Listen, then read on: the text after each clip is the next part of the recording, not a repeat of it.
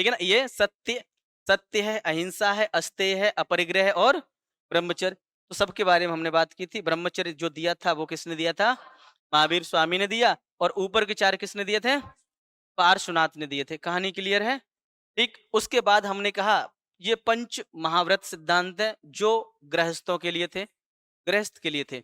लेकिन जो सॉरी सन्यासियों के लिए थे, सन्यासियों के लिए थे। गृहस्थों के लिए पंच अणुव्रत सिद्धांत थे। मतलब इन विचारों में, इन सिद्धांतों में थोड़ा सा डिस्काउंट दिया गया था, मतलब इन्हें छूट दी गई थी, है ना, कि तुम क्या हो, थोड़ा सा चोरी कर सकते हो, थोड़ा पत्नी से झूठ बोल सकते हो, थोड़ा संपत्ति अर्जन कर सकते हो। तो पंच महाव्रत और पंच अणुव्रत सिद्धांत के बारे में अगर आपसे पूछा जाए प्रीलिम्स या मेंस में, बात वहां तो हम करेंगे ही करेंगे, लेकिन यहाँ पर भी एक आपको हिंट, एक आउटलाइन मिलनी चाहिए कि पंच महाव्रत सिद्धांत से आप क्या समझते हो। प्रश्न अगर ऐसा बन जाए, मैंने कहा आपसे जब आपके पास टाइम मिले तो आप उस टॉपिक को लिखने का प्रयास किया करें।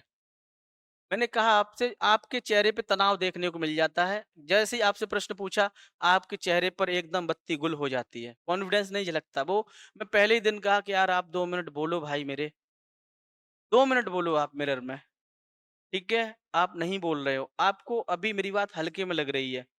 जो लोग इसको फॉलो कर रहे हैं ना, वो सच में बहुत अच्छा काम कर रहे हैं। अगर नहीं कर रहे हैं, तो मुझे लगता है कि आप बहुत पीछे जा रहे हैं, नुकसान कर रहे हैं आप अपना, ठीक है? 2 मिनट सिर्फ आप किसी भी टॉपिक पे बोलने का प्रयास करें, एक सीक्वेंस को फॉलो करें। जब भी किसी स्थल की बात करें आप, सिंधु घाटी सभ्यता या पाषाण काल का, तो उसमें 5 सिद्धांत आपको याद रखना। वह स्थल कहाँ पर है? वह स्थल कहाँ पर है? किस नदी के किनारे है? उसका एस्केवेशन किसने कराया या उसकी डिस्कवरी किसने कराई? और उससे वहां से क्या हमें रिसीव रिमाइंस मिले? खुद से प्रश्न करो आप। और जब वैदिक काल में पढ़ोगे तो वैदिक सभ्यता के पहाड़ों पे चर्चा करो। वेद, वेद का अर्थ है ज्ञान, जानना। ये संस्कृत भाषा में लिखे गए हैं, लिपि इनकी ब्राह्मी थी, है ना? और ये कंपोज किए गए हैं, संकलित किए गए हैं। सही बात है ना? 4 वेद हैं। एक सीक्वेंस आप फॉलो करो, खुद से बोलने का प्रयास करें और बोल-बोल के लिखें। पहले बोलने का प्रयास करें तो आपका एक्सप्रेशन, आपका जो कॉन्फिडेंस वो बढ़ेगा। और जब लिख के प्रयास करोगे तो आपको एक सीक्वेंस फॉलो होगा। 2 अगर पार्ट आप कर रहे हैं अपनी तैयारी के महत्वपूर्ण, एक आप बोल रहे हैं 2 मिनट और एक आप लिख रहे हैं, ठीक है ना? तो बहुत अच्छी तैयारी है।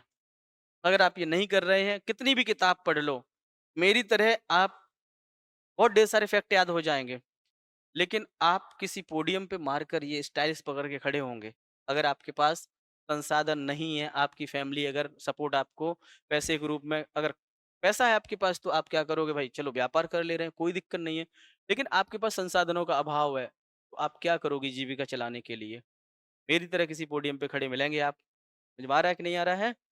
इसलिए कह रहे हैं आप 2 मिनट क्या करें, बोलें और कम से कम जितना हो सके उतना लिखें। एसएससी व्यापम का एग्जाम नहीं है कि टिक लगाने से निकल जाएगा, फाइनली आपको लिखना पड़ेगा। समझ में आ रहा है कि नहीं आ रहा है? फाइनली आपको लिखना पड़ेगा। तो जो आप बोल रहे हैं, एक सीक्वेंस को फॉलो करते हुए आप लिखें।